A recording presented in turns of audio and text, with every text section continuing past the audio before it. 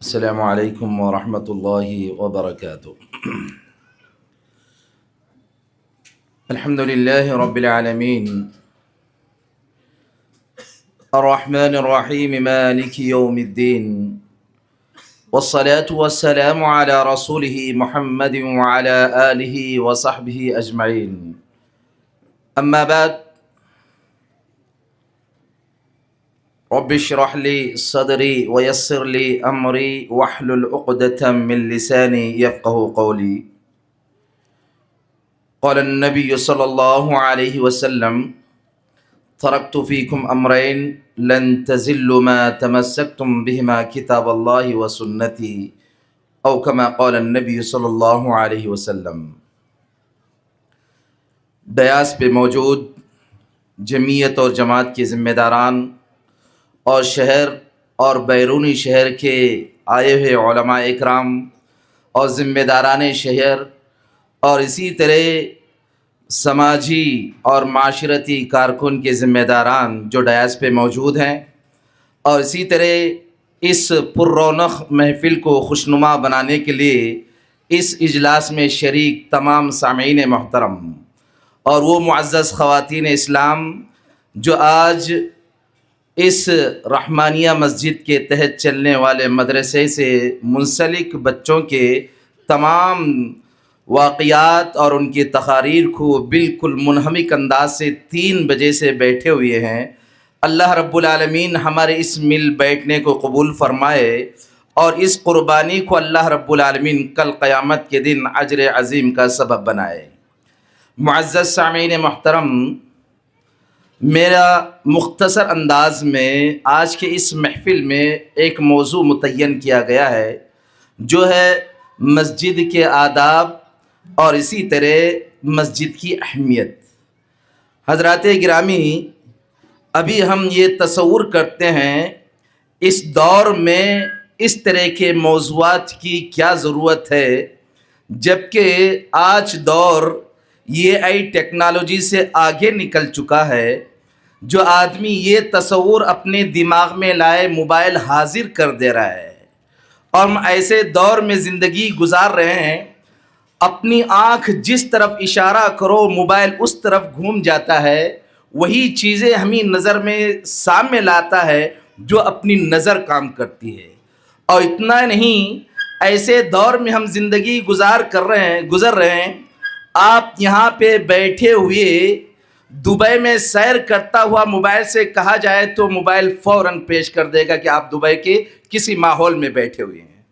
ایسے دور میں مسجدوں کی کیا ضرورت ہے؟ حضرات گرامی،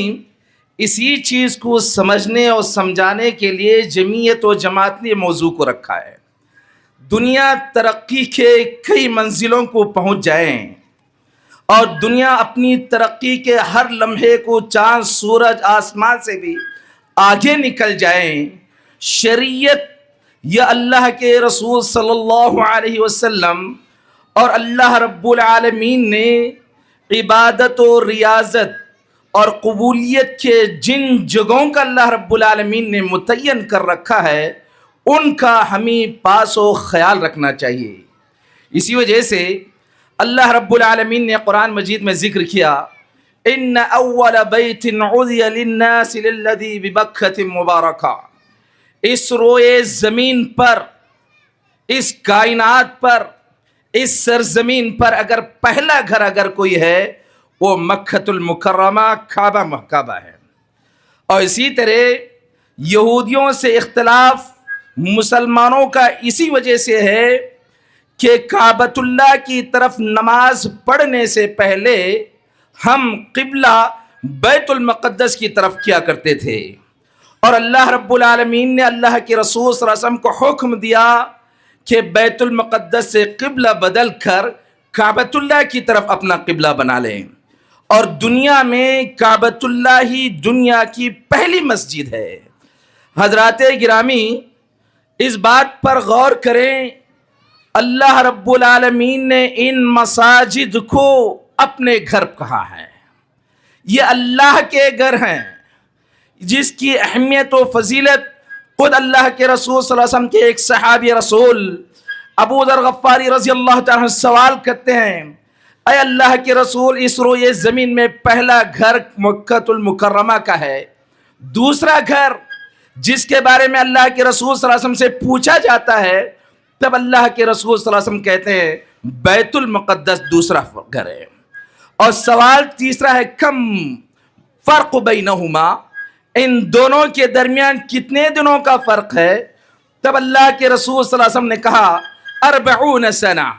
40 سال کا فرق ہے۔ حضرات گرامی، اللہ کے رسول صلی اللہ علیہ وسلم کی وہ حدیث جس میں اللہ کے رسول صلی اللہ علیہ وسلم نے کہا احب البلاد الی اللہ المساجدها، اس روئے زمین میں سب سے بہترین، عمدہ، اچھی، بہتر اگر کوئی جگہ ہے وہ مساجد ہیں۔ اور اسی طرح وَأَبْغَضُ الْبِلَادِ إِلَى اللَّهِ أَسْوَاقُهَا، اور دنیا کے برے اڈوں کے بارے میں اللہ کے رسول صلی اللہ علیہ وسلم نے کہا وہ بازار ہیں۔ حضرات گرامی، کیا بازار میں ہم حلال کمائی نہیں کماتے؟ کیا بازار میں اپنے میاں بیوی بچوں کی زندگی کو پالنے کے لیے ہم بازار نہیں جاتے؟ لیکن اللہ کے رسول صلی اللہ علیہ وسلم نے تعلیم دی ہے بازار یقیناً کمانے کی جگہ ہے، لیکن ہمارے وہ دل جو سب سے زیادہ دل مارکیٹوں میں لگتے ہیں، وہ ذہن، وہ جسم جو سب سے زیادہ مزہ بازاروں میں بیٹھ کر اپنے کاروباروں کو سجانے میں جو دل لگتا ہے، اسی کے بارے میں اللہ کے رسول صلی اللہ علیہ وسلم نے فرمایا رجل معلق بالمساجد سبعۃ یظلهم اللہ فی ظلہ، لیکن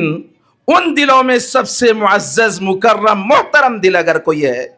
سب سے اچھا دل اگر کوئی ہے، بازار میں رہتے ہوئے بھی ان کے دل مساجد سے لگ جائیں۔ آپ کی ٹیکنالوجی کے بارے میں یہ نہ سوچیں دل مسجد میں رکھائیں اور دھڑ بازار میں رہیں، نہیں، بلکہ اس حدیث کا مطلب ہی مفہوم یہی ہے کہ جیسے ظہر کی نماز آدمی پڑھ کر جاتا ہے، عصر کے اذان کے انتظار میں بیٹھا رہے، دل جڑا ہوا ہو۔ اب ہم لوگوں کی طبیعت کا اگر معاملہ مان لیا جائے، امام یا مؤذن، امام کب سلام پھیرے میں فوراً مارکیٹ بھاگ جاؤں، اس کا دل لگنا نہیں کہیں گے، بلکہ اور بھی دیکھیے اللہ کے رسول صلی اللہ علیہ وسلم کی زندگی میں جب اللہ کے رسول صلی اللہ علیہ وسلم مکہ چھوڑ کر مدینہ آتے ہیں، مہاجرین اپنے بھوک و پیاس سے تڑپ رہے ہوتے ہیں، انصار ہیں، مسلم معاشرہ بہت ہی بے ڈول ہے، بے ترتیب ہے، لیکن اللہ کے رسول صلی اللہ علیہ وسلم مدینہ پہنچتے ہی سب سے پہلا کام یہ نہیں سوچا کہ مسلمانوں کو کھانا پہنچایا جائے، یہ نہیں سوچا کہ مسلمانوں کے لیے پہلے تخت و تاج سجائے جائیں، یہ نہیں سوچا کہ معاشرتی اصلاحیں پہلے کی جائیں، لیکن اللہ کے رسول صلی اللہ علیہ وسلم نے سب سے پہلا کام، پہلا حکم جو اللہ کے رسول صلی اللہ علیہ وسلم نے دیا، مسجد نبوی کی تعمیر۔ اس سے پہلے مسجد قباء، اس کے بعد اللہ کے رسول صلی اللہ علیہ وسلم مدینے میں پہلا کام، یہی وہ مساجد ہے جس کے بارے میں اللہ کے رسول صلی اللہ علیہ وسلم نے فرمایا امر رسول اللہ صلی اللہ علیہ وسلم ببناء المسجد تنظف وتطیب، اے لوگو جب بھی نئی کالونیاں بن جائیں، نیا معاشرہ بن جائیں، تب اس جگہ مساجد کو قائم کیا کرو، اور قائم کرنے کے ساتھ ساتھ اللہ کے رسول صلی اللہ علیہ وسلم نے یہ حکم دیا تنظف، صفائی ستھرائی کا پورا خیال رکھو، وتطیب، اس مسجد میں خوشبودار چیزیں آ جائیں، آگے بات آئے گی۔ اور اسی طرح اللہ کے رسول صلی اللہ علیہ وسلم کی زندگی کا وہ معاملہ بھی دیکھ لیجئے جس میں اللہ کے رسول صلی اللہ علیہ وسلم جب مدینے میں ہوتے، ایک دوسرے بستی کا جب سفر کرتے، اللہ کے رسول صلی اللہ علیہ وسلم اس علاقے میں پناہ لیتے، اور پناہ لینے کے بعد علی الصباح، صبح صادق، اللہ کے رسول صلی اللہ علیہ وسلم اس علاقے سے کوئی اللہ اکبر کی صدائیں آ رہی یا نہیں سننے کے لیے بیٹھے ہیں، اور اللہ کے رسول صلی اللہ علیہ وسلم جب اس علاقے سے، اس بستی سے اذان کی آوازیں آتی ہیں، تب اللہ کے رسول صلی اللہ علیہ وسلم کہتے رہے اس مسجد پہ، اس علاقے پہ حملہ نہیں کرنا ہے، اس کالونی پہ حملہ نہیں کرنا ہے۔ اور جس علاقے کا اللہ کے رسول صلی اللہ علیہ وسلم سفر کرتے، وہاں پہ اللہ اکبر کی صدائیں نہ آئے تو اللہ کے رسول صلی اللہ علیہ وسلم صحابہ کو کہتے جاؤ اس علاقے میں ڈھونڈو اذانیں کیوں نہیں کی جاتی ہے۔ حضرات گرامی، یہ مساجد، یہ مراکز، اور جس کے بارے میں اللہ رب العالمین نے عبادت کا مرکز قرار دیا ہے، یہ مساجد مسلمانوں کے پارلیمنٹ ہاؤس ہیں۔ یہ مساجد اللہ رب العالمین نے مسلمانوں کی شناخت رکھی ہے۔ یہ وہ مساجد ہے، اگر انسان کی عزت پہ حملہ کیا جائے ہم مسلمان ٹھنڈے ہو جاتے ہیں، صبر کر لیتے ہیں، مصائب پر صبر کرنے کی تلقین کی جاتی ہے، لیکن انہی مساجد پر اللہ اکبر کی صدائیں جب بلند ہوتی ہیں اس کو روکنے کے لیے کہا جاتا ہے دنیا میں چپے چپے میں موجود بنیان مرصوص کی طرح مسلمان ایک اینٹ سے جڑے ہوئے پوری دنیا سے آواز نکلتی ہے، ہم مسلمان نہیں، ہم مسلمانوں کے گھر نہیں بلکہ یہ اللہ رب العالمین کے گھر ہیں۔ اگر کوئی اس پر کوئی بد نظر بھی رکھے تو ہم اس کا مقابلہ کرنے کے لیے تیار ہیں۔ بڑی خوشی اس وقت ہوتی ہے جب اسی ہندوستان میں موجود مسلمانوں کی دل آزاری کے لیے جب وہ جملے کہے گئے ان مساجد پہ آذان مت دینا، ان مساجد کے لاؤڈ سپیکر بند کر دیے جائیں، جب ہم بخوشی ان کے احکامات کو ماننے کے لیے تیار ہو گئے، لیکن آج اس دور میں بھی جب بند کیا ہوا 1 سال 2 سال کا معاملہ تھا، آج جب مسلمانوں کی تعریف میں جو جملے کہے جاتے ہیں بڑے فخر کے ساتھ ہم مسلمانوں کو ان مسلمان بھائیوں کی بڑی تعریف کرتے ہیں جو اس وقت بڑے مشکل سے کمبھ میلے میں، کمبھ کا میلہ جو اتر پردیش کی کسی جگہ پر بہت سارے لوگ بلا وجہ پانی نہ ہونے کی وجہ سے، صحت خراب ہونے کی وجہ سے اور اسی طرح تکلیف میں پڑتے ان کی جانیں جب نکلتی ہیں، یہ مساجد وہاں پہ موجود جتنے مساجد ہیں انہوں نے تمام دروازے کھول رکھے ہیں، یہاں پہ انسانیت دیکھی جا رہی ہے، مسلمان نہیں وہی لوگ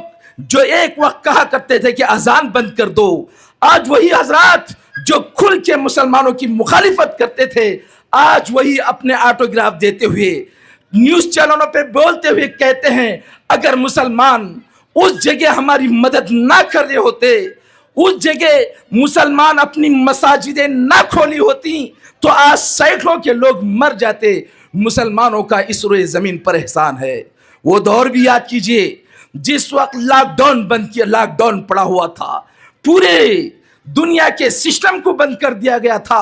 انسانی زندگی کے 2 سال کو پیچھے کر دیا گیا تھا، ایسے موقع پر مساجد نے جو اللہ کے رسول صلی اللہ علیہ وسلم کی پہلی بنیاد جسے اللہ کے رسول صلی اللہ علیہ وسلم نے مساجد بنا رکھی ہے، ہم مسلمانوں نے تمام لوگوں کے لیے رفاہ عامہ کے تحت تمام غذاؤں کے چیزیں کھول رکھی ہیں۔ حضرات گرامی، یہ مساجد جسے ہم صرف نماز پڑھنے کا اڈا سمجھتے ہیں، یہ وہ مساجد جسے ہم نماز پڑھتے ہی تالا لگا دیا جائے، یہ وہ مساجد جسے ہم مسلمان اپنی تنگ نظری سے یہ سمجھا جاتا ہے اب ان مسلمانوں کے لیے مساجد صرف 15 منٹ کے لیے کھولے جائیں۔ دوستو، ان الفاظ کو سنیے، اللہ کے رسول صلی اللہ علیہ وسلم کی زندگی اور ان لوگوں کے بارے میں بھی سنیے۔ آج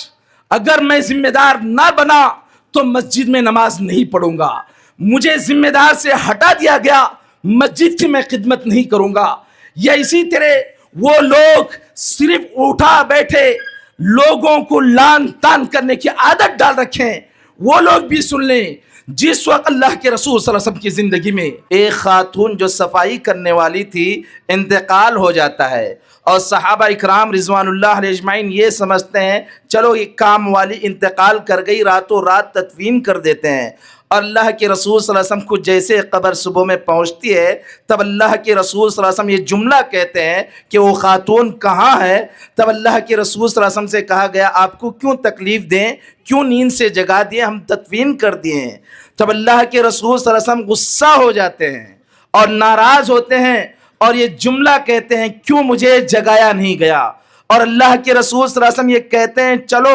مجھے وہ جگہ دکھلاؤ جہاں پہ اس کی تدفین کی گئی ہے، اور اللہ کے رسول صلی اللہ علیہ وسلم اس جگہ پہنچ کر اس تدفین ہوئی خاتون کی نماز اور اس کی دعائیں مغفرت فرماتے ہیں۔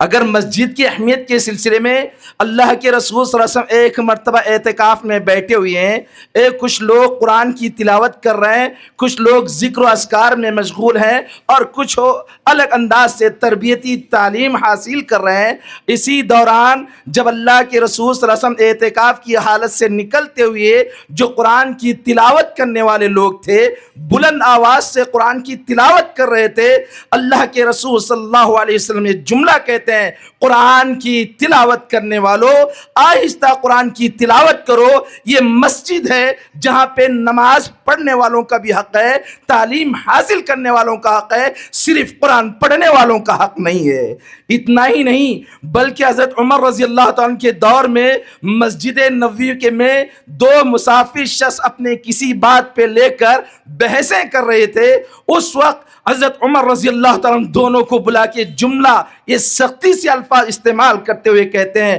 اگر آپ لوگ اس شہر کے ہوتے تو میں دونوں کو سزا دیتا، آپ باہر سے آئے ہوئے مسافر ہیں، آپ لوگوں کو معاف کر رہا ہوں۔ یہاں پہ یاد رکھ لیجئے مساجد عبادت کا مرکز ہے، مساجد تعلیم و تعلم کا مرکز ہے، یہی وہ مساجد ہیں جہاں کے دنیا کے معزز ترین لوگ جن کو صحابہ اکرام رضوان اللہ اجمعین کہتے ہیں، جن کے بارے میں اللہ رب العالمین نے رضی اللہ عنہم ورضوا عنہ کے الفاظ استعمال کیے، انہی مساجد سے آج جب ہم عمرے کے لیے جائیں، جب مکہ میں بھی دیکھتے ہیں، مدینے میں دیکھتے ہیں، عرب میں زمین کی کمی نہیں، علماء کی کمی نہیں، لیکن مختلف مراکز قائم کر سکتے، لیکن مسجدوں میں مختلف حلقات رکھے جاتے ہیں تعلیم و تعلم کے۔ اور اہم بات یہ ہے ہر مسلمان یہ جملہ پڑاخ سے جملہ کہتا ہے، ہمیں اتحاد ہونا چاہیے، مسلمانوں میں متفق ہونا چاہیے۔ جب ہم ایک چھوٹی سی 4 دیواری کی مسجد میں موجود 25 یا 50 مصلی اکٹھا نہیں ہو سکتے، ہم عالم اسلام کو اکٹھا ہونے کی بات کرتے ہیں۔ اور اتنا ہی نہیں، ہم ان مساجد کے سلسلے میں یہ جملہ بھی دیکھ لیں، اپنے پاس موجود ایک شخص صدیوں سے زکوٰۃ کا مستحق ہو رہا ہے، اس کے خاندان سے زکاتیں لی جا رہی ہیں، لیکن ہم مساجد کے یہ حالت کہ اس کے خاندان والوں کو ہم صحیح طور سے کاروبار نہیں دکھلا سکے، گھر نہیں دے سکے، وہ ہمیشہ زکاتوں کا مستحق ہو رہا۔ یہی نہیں جس کے بارے میں اللہ کے رسول صلی اللہ علیہ وسلم کی تعلیمات دیکھیں، اور اسی طرح مساجد جس کے بارے میں اللہ رب العالمین نے سورہ جن میں وَأَنَّ الْمَسَاجِدَ لِلَّهِ فَلَا تَدْعُوا مَعَ اللَّهِ أَحَدًا، یہ وہ مساجد ہیں جہاں صرف اور صرف اللہ رب العالمین ہی کو پکارا جائے۔ ان مساجد سے شرک کے الفاظ، شرک کی دعوتیں، شخصیت پرستی کی دعوتیں، لوگوں کو دوسرے کاروبار کرنے کا سسٹم، یا اسی طرح دنیا بھر کی سیاست، دنیا بھر کے واقعات، زندگی کے پورے شیڈول کو مسجد میں نہیں کیا جا سکتا۔ یہاں تک اللہ کے رسول صلی اللہ علیہ وسلم نے ذکر کیا اگر کوئی شخص مسجد میں کاروبار کرتا ہے تو لعنت بھیجی گئی ہے۔ اتنا ہی نہیں، اگر گمشدہ چیز کا بھی اعلان کرتا ہے تو اللہ کے رسول صلی اللہ علیہ وسلم نے لعنت بھیجی ہے۔ اتنا ہی نہیں، آج ان مساجد کا صحیح استعمال نہ ہونے کی وجہ سے وہ خواتین ازدواجی مسائل ہو، وراثت کے مسائل ہو، زندگی کے بھائی بہنوں کے مسائل کیوں نہ ہو، اپنی معاشرتی مسائل کیوں نہ ہو، سب لے جاتے ہیں، ان لوگوں کو فیصلہ بنایا جاتا ہے جہاں قرآن کی ایک آیت کو نہ پڑھا جاتا نہ سمجھا جاتا ہے۔ اے مسلمانوں، ان مساجد کو، اے مراکز کو جہاں تک اسے اسلام کا مرکز بنا جائے. یہاں پہ ایک شخص اس مساجد کے ذریعے سے درس و تدریس کی دعوت دیتا ہے, دوسرا شخص مصلحت بول کے بند کرا کر سالوں بند کرا دیا جاتا ہے. اگر کوئی شخص اس مساجد سے توحید لا الہ الا اللہ کی صدائیں, اسی وجہ سے بہت سارے ایسے لوگ ہیں, بہت سارے علاقوں کا دورہ کرنا پڑتا ہے,